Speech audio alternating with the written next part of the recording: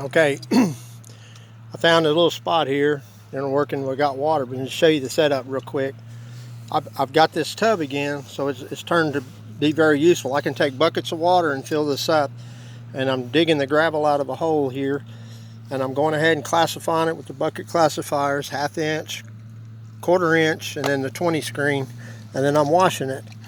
I did bring a table, and if I had my way about it, I'd dig the gravel, probably have another table. So I got that table at Walmart, and I'm doing my flips over there and doing my centers. So one more table and I could have this up higher, so I'm not bending down. I'm actually bending down on my knees, and it's a little back breaking.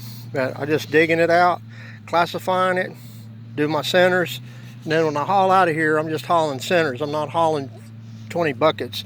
But if you have available water, that's one of the things you can do. You can just get the water from the hole. But this is basically where I'm digging on the east drain.